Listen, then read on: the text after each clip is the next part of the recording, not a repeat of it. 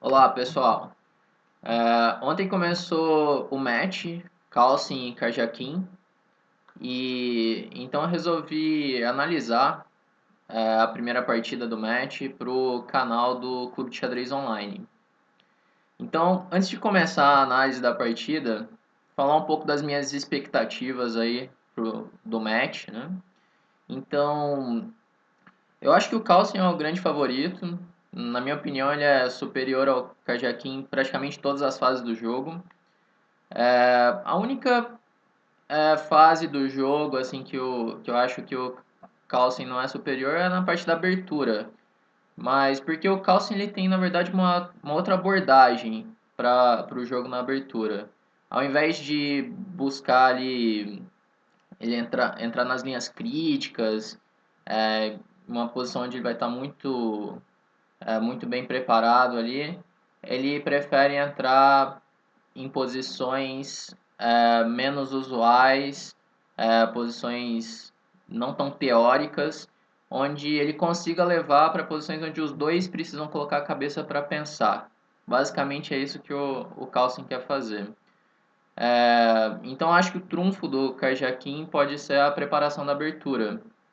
Se ele conseguir levar para algumas posições é, onde, onde é preciso ali conhecer o melhor lance mesmo da posição, linhas mais forçadas. Essa preparação com o computador pode ser o trunfo do Carjaquim. E outra qualidade do Carjaquim que pode dar chances aí é que ele é muito resistente, como a gente viu nessa primeira partida. Agora a gente vai analisar a partida. O Carjaquim ele resiste muito bem em posições onde é preciso defender. Bom, então vamos para essa primeira partida. Carlsen fez D4, então cavalo F6 e aqui bispo G5. Bom, então todo mundo esperava que o Carlsen fosse fugir das linhas mais teóricas, né?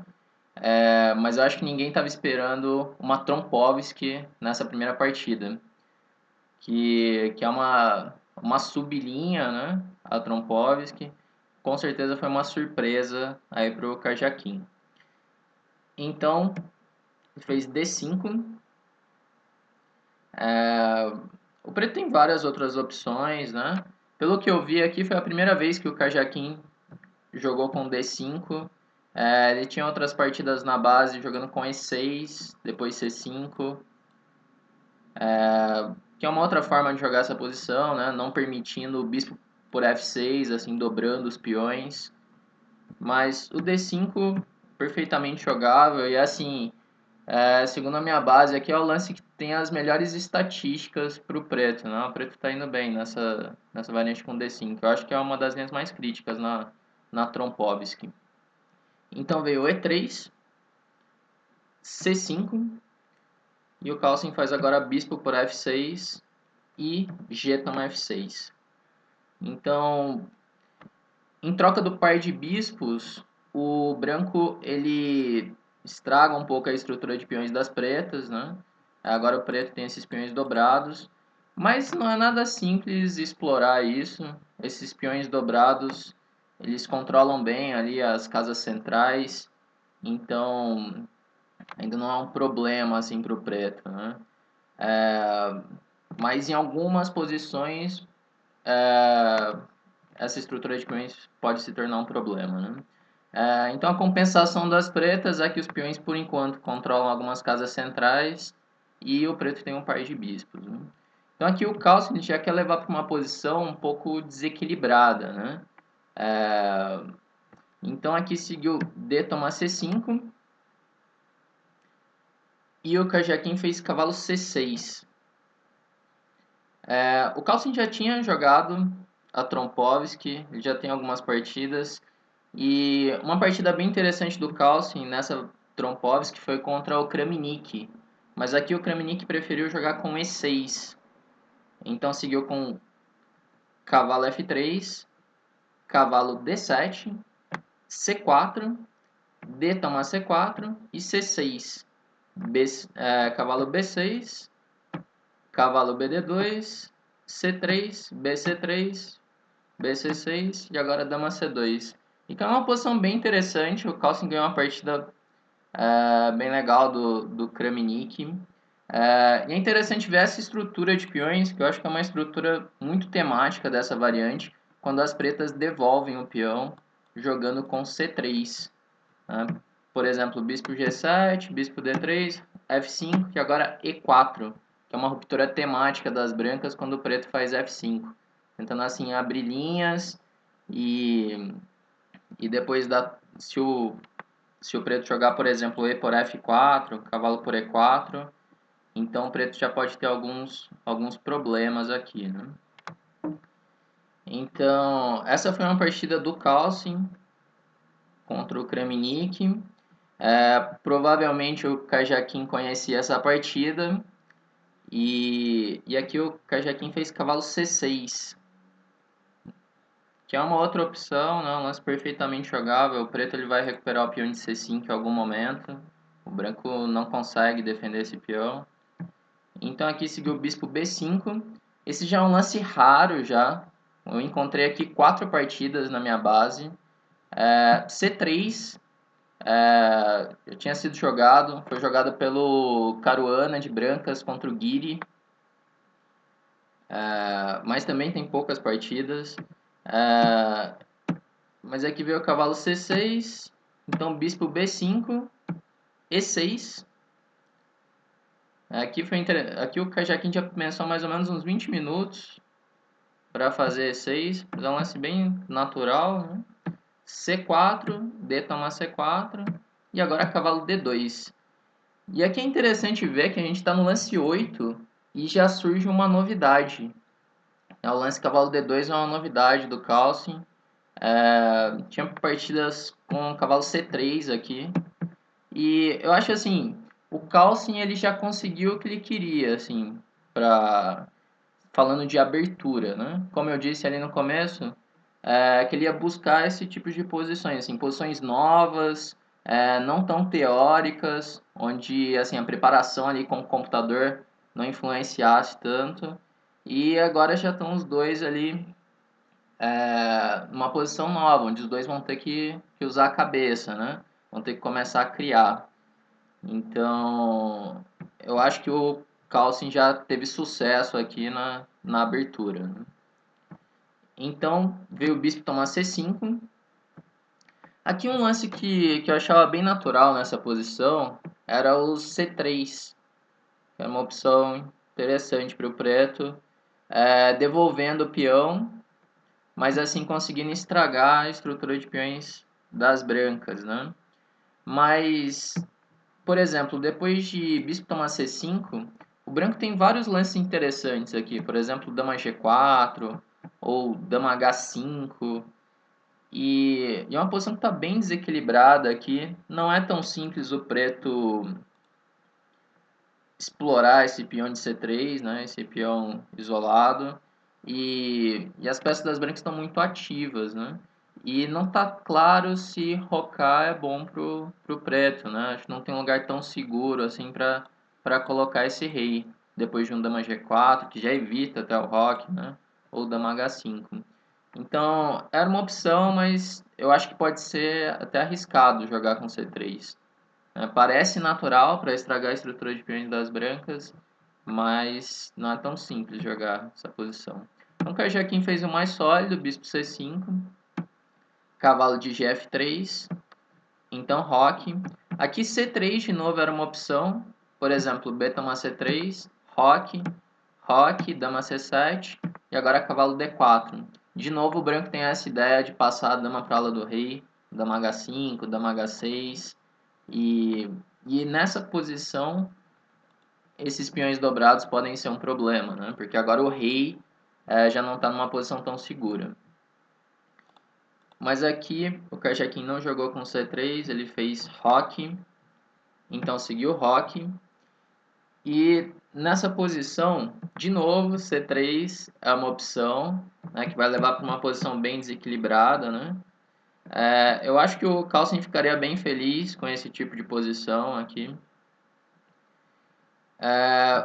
Mas o Kajakin fez um lance que eu acho que é bem forte nessa posição, um lance bem interessante, que é cavalo A5, defendendo o peão de C4. E agora sempre que o branco tentar recuperar esse peão de C4, o Kajakin já vai conseguir forçar algumas simplificações e, e assim tentar buscar a igualdade, né? Então ele evita entrar nessas posições desequilibradas que poderiam seguir ali com o C3. Então aqui o Carlsen fez torre C1, o Kajakin voltou o bispo para E7. Se aqui, por exemplo, o preto jogar com A6, assim tentando pegar o par de bispos, pode seguir com bispo C4, cavalo C4 e torre C4. E não tá muito claro se é bom pegar esse par de bispos agora, porque o branco pode pensar em passar essa torre para a ala do rei, por exemplo, um torre G4 em algum momento, com dama C2. Cavalo E4 pode ser uma ideia em algumas posições também. Dama C2 e cavalo E4. Então o branco tem uma atividade aqui pelo par de bispos, né? As torres vão pegar as colunas abertas mais rápido. O branco está melhor desenvolvido aqui. Então não está claro se é bom fazer isso. Por exemplo, se jogar aqui com B6, então B4, bispo D6, dama B1. E começa a ter algumas ideias aqui na ala do rei, de repente passar a torre para G4, H4, tem ideias de cavalo E4, a outra torre vindo para D1 também. Então as peças das brancas estão muito ativas nessa posição. Então aqui o Karjakin fez bispo E7, sólido, seguiu dama C2. E aqui é um momento interessante, que o Karjakin tinha duas opções aqui. Bispo D7, que foi jogado na partida, e A6. Então, A6 eu acho que é um lance mais ambicioso nessa posição. Por exemplo, bispo C4, bispo D7, bispo E2, agora dama B6, torre FD1, torre de AC8. É uma posição interessante essa. O preto tem um par de bispos, né, as peças estão ativas ali. É uma posição que está equilibrada. Mas o Kajakin preferiu jogar com o bispo D7, que é uma opção bem mais sólida, né, já forçando a troca dos bispos, mas é uma decisão difícil essa, porque ele vai ficar se defendendo o resto da partida depois desse bispo D7. Claro, o Kajakin ele é muito resistente, como eu falei, ele se defende muito bem. E dá para entender a estratégia dele para o match, né? A primeira partida ele queria jogar sólido ali, tentar igualar a posição e não correr muitos riscos, né? Então dá para entender porque ele fez um lance bispo D7 aqui. Então veio o bispo por D7, dama D7. O único problema que eu acho do bispo D7, né, é que ele vai aceitar ficar numa posição passiva ali, se defendendo, né? Então, quando você está enfrentando um jogador como o Carlsen, que é assim, o ponto mais forte do jogo do Carlsen é essa parte técnica. Então, é difícil querer entrar em um final um pouquinho pior ali, né? É uma decisão difícil, né? Mas o Kerjakin teve sucesso aí na defesa, né? Então vamos ver como seguiu aqui. Bispo D7, dama D7. E agora o Carlsen fez dama C3. Acho que é um lance bem interessante aqui, porque torre de FD1 seria um lance natural nessa posição. Mas depois de torre de AC8, cavalo por C4, dama C7, o preto já não tem nenhum problema nessa posição. E aqui o branco não vai tirar nada. Já.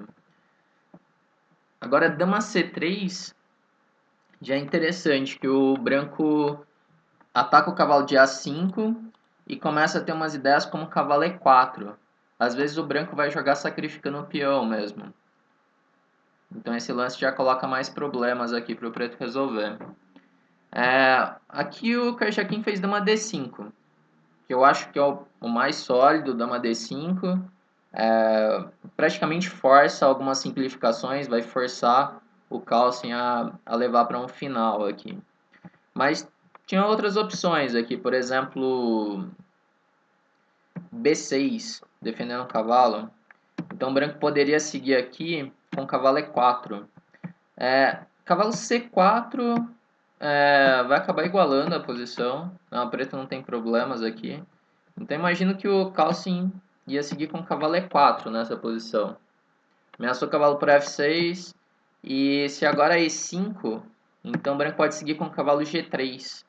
Torre de FD8 e E4.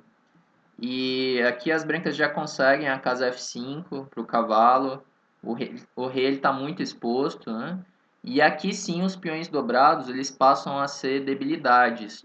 Porque quando o peão está em E6, o peão controla algumas casas centrais importantes. Agora, quando esses peões começam a mexer ali, quando faz F5 ou quando faz E5, esses peões vão deixando casas fracas. Então aqui o branco tem muita compensação pelo peão sacrificado. Outra ideia poderia ser, ao invés de G5, rei G7, para não mexer ali nos peões. Então poderia seguir cavalo G3, dama B5, cavalo D4, dama E5 e agora F4. E a posição está bem complicada aqui. De novo o branco tem compensação pelo peão, que o rei está muito aberto, pode ter um F5 chegando, as ideias de cavalo H5 em algum momento. Então é uma posição que está com chances para os dois lados aqui. Né? Outros lances, por exemplo, dama A4, dama B5, poderia seguir algo parecido. As brancas vão passar os cavalos ali para lá do rei, depois jogar com F4, pode seguir com torre F3 também. Outra posição que é bem confusa aqui, né? Com chance para os dois lados. Mas aqui o Kajakin fez dama D5. E agora o Carlsen é forçado a entrar nesse final com cavalo por C4. Porque no caso de E4 tem dama C5 aqui. Se E5, F5. E de novo vai ter que entrar no final, mas agora com o peão em E5, esse final está piorado. Né? Então aqui veio cavalo por C4, cavalo por C4, dama por C4, dama por C4, torre por C4. E aqui é uma posição bem interessante essa de analisar. Parece que vai empatar, né? Tá trocando todas as peças e vai empatar a posição, mas essa posição não é nada simples. O branco ele tem ainda uma pequena vantagem e dá para incomodar bastante esse final. No final, esses peões dobrados podem ser um problema, né? Essa estrutura de peões aqui. O peão de H, principalmente, pode ser um problema, né? E aqui, o Kajakin ele fez torre de FC8, que é natural, lutando pela coluna C. Mas talvez nessa posição fosse interessante jogar com torre de AB8. E por que isso?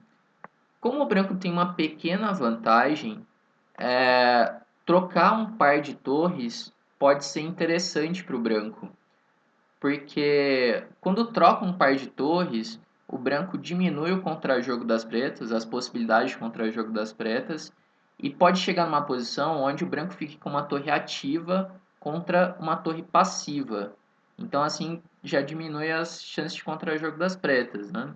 Então, para quem está querendo converter vantagem, ou então ir melhorando a posição em um final, ali, aumentar a vantagem em um final como esse, é interessante já trocar uma das torres. Então talvez fosse interessante essa torre de AB8.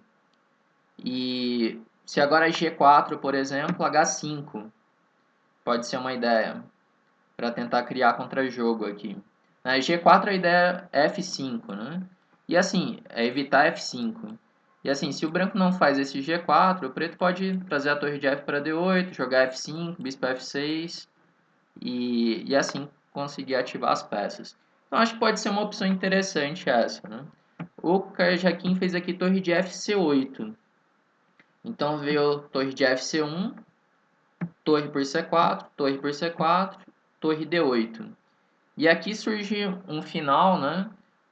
Torre cavalo contra torre bispo, onde o preto ele vai ficar um pouco passivo aqui. A torre ela vai ficar passiva, que o preto vai ter que jogar com torre D7 e assim a torre ficar defendendo a sétima ali, essa torre ela fica passiva. E entra mais ou menos na posição que eu falei, né? Que a troca das torres é boa para o branco. Agora aqui o Carlsen ele fez G3.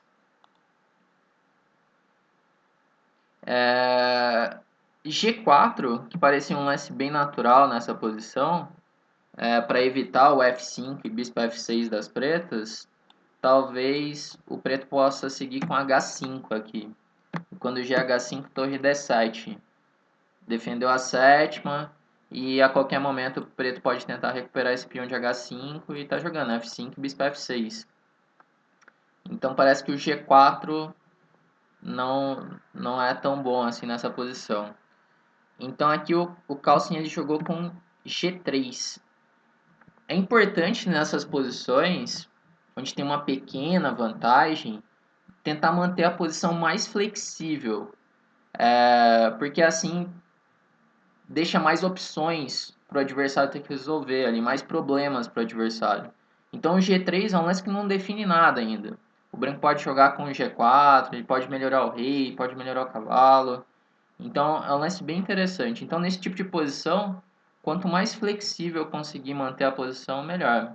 E o Carlsen ele faz muito bem isso, né? De colocar problemas para o adversário. Ele nunca define exatamente o que está querendo fazer. E essa é uma grande dificuldade que eu vejo que, que o pessoal enfrenta quando está jogando esse tipo de posição com Carlsen, que às vezes o pessoal não está entendendo muito bem o que ele está querendo fazer ali. Eu analisando a partida, vários momentos eu não estava entendendo muito bem o que o Carlsen queria fazer ali.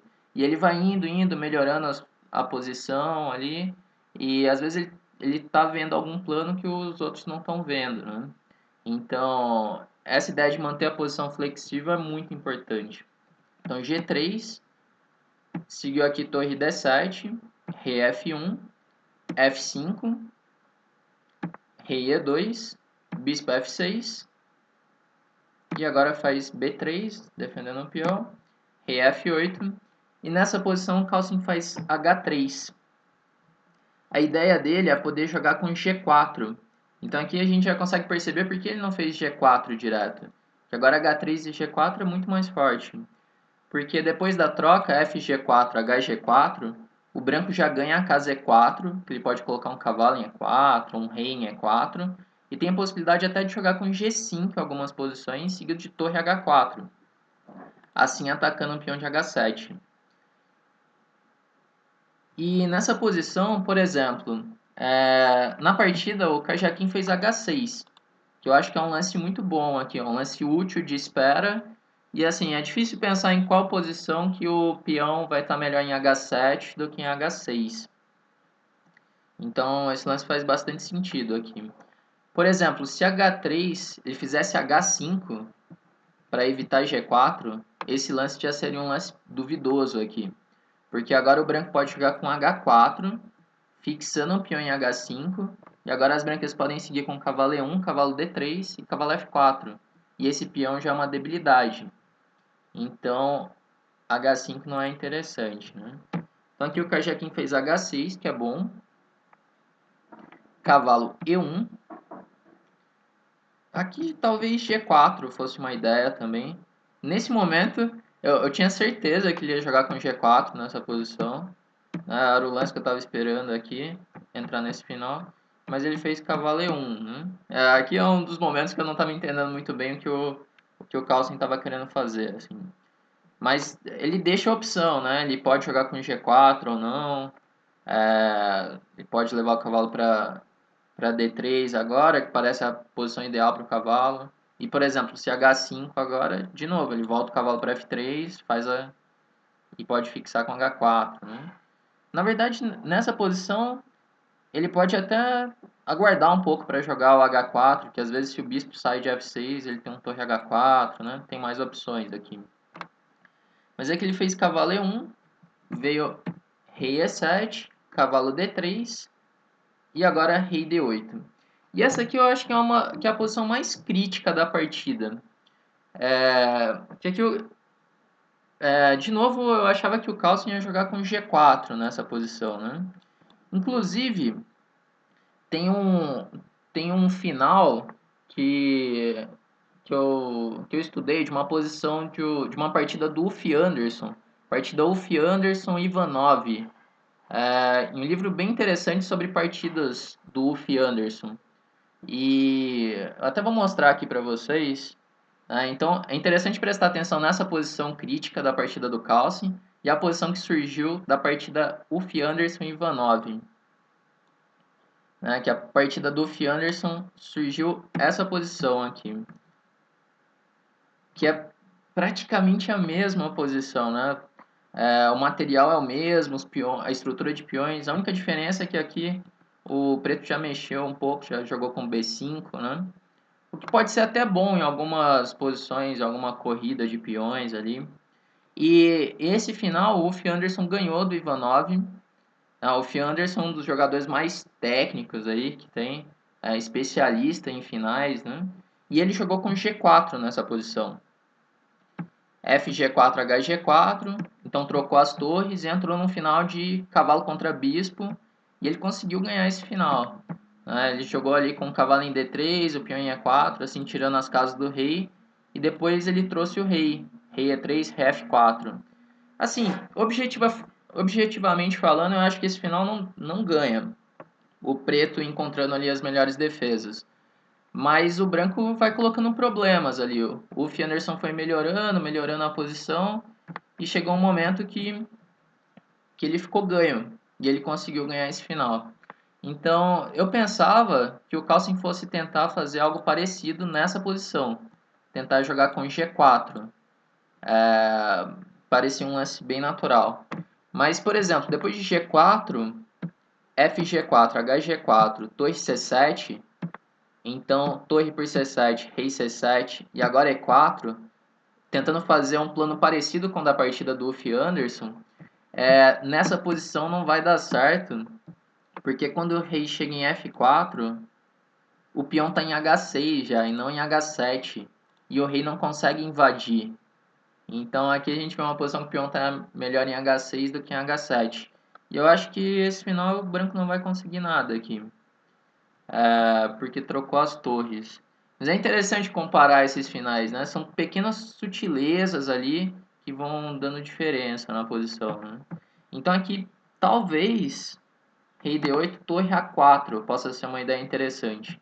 E por exemplo, se A6 agora é G4, FG4, HG4, bispo G7 e E4. O branco mantém as torres e eu acho que dá para ir progredindo nessa posição. Por exemplo, E4, E5, F4, trazer o rei, e de repente começa a ter ideias como F5. Também não sei se é suficiente, mas parece que o branco está melhorando, tá colocando problemas ali para o preto. Né? F4, que foi o lance feito pelo Carlsen, já é um lance assim que compromete muito a posição, porque coloca os peões em casas pretas, né? Isso é um lance que eu não estava esperando ali. Mas a ideia dele é que se agora tentar um torre C7, talvez ele possa trocar as torres e ainda não sei se vai dar alguma coisa esse final, mas se o preto jogar impreciso esse final, o branco pode conseguir alguma coisa, né? Por exemplo, se F toma E4 nessa posição, o branco vai melhorando. E existem posições que o branco pode pensar em jogar até com cavalo E5, atacando F7. E se trocar o bispo pelo cavalo, o final de peões já é ganho. Porque o branco pode criar um peão passado distante e assim ganhar esse final de peões. Então, acho que F4 mantém umas ideias e tem a ideia sempre de jogar cavalo E5 nessa posição. É uma forma diferente de tratar esse final, né? Mas é o que eu falei, é um lance que compromete muito porque os peões já ficaram em casas pretas, né? Então aqui H5 evitou G4, né? E aqui o Carlsen fez A4. Talvez cavalo E5 pudesse ser uma tentativa aqui de colocar problemas, levando para um final de torres, que ainda não está claro se o branco vai conseguir alguma coisa aqui. Sempre o preto tem muitos recursos defensivos, né? Mas era uma opção interessante. Aqui veio A4, torre D5, já evitou o cavalo E5, cavalo C5, B6, aqui é forçado B6, cavalo A6, e a ideia do Carlsen é tentar usar essa casa C6 agora, de repente tentar levar um cavalo para C6. Então aqui seguiu o bispo E7, cavalo B8 e A5. Acho que é o lance mais preciso para defender aqui, porque se rei E8, o branco pode seguir com B4. E aqui o branco vai melhorando aos pouquinhos a posição, pode usar essa casa C6 para uma peça. Então pode ser que o Carlsen conseguisse apertar um pouco, né? Mas A5 já tira essa possibilidade. Vamos ver o cavalo C6, rei E8, cavalo E5 e aqui bispo C5. Essa posição já é difícil imaginar que o branco vai conseguir criar alguma coisa. O Kajakin conseguiu se defender muito bem aqui. E nesse momento o Carlsen já estava ficando apurado no tempo também. Então aqui eu acho difícil conseguir alguma coisa já. Conseguiu torre C3, rei E7, torre D3, torre D3, rei D3, F6, cavalo C6, rei D6 e agora cavalo D4. Então veio o rei D5 e cavalo B5.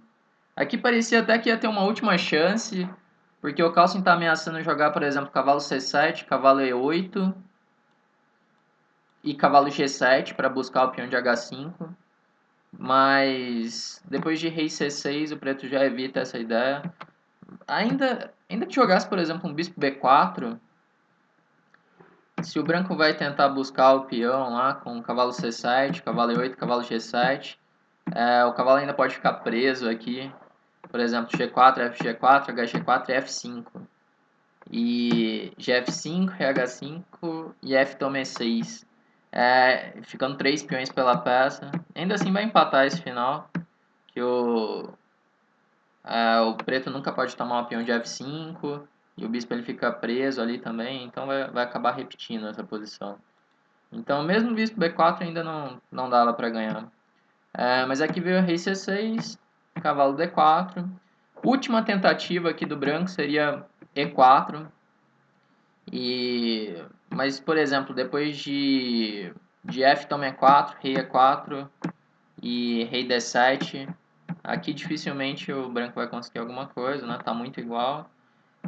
Só se bispo F2 ainda tinha uma esperança de poder jogar com cavalo D4, que também deve empatar depois de rei D6. Mas se o preto joga impreciso aqui, ele pode até ficar perdido nesse final de rei e peões, né? Que o branco sempre tem a ideia de criar um peão passado distante. Mas aqui acabou repetindo, cavalo D4, rei D6 e empataram essa primeira partida do match, né? Bom, então, a primeira partida do match foi bem interessante, aí o Carlsen conseguiu essa posição, o que ele queria da abertura, né? Uma posição onde os dois tivessem que pensar ali e conseguiu uma leve vantagem, um final técnico, né?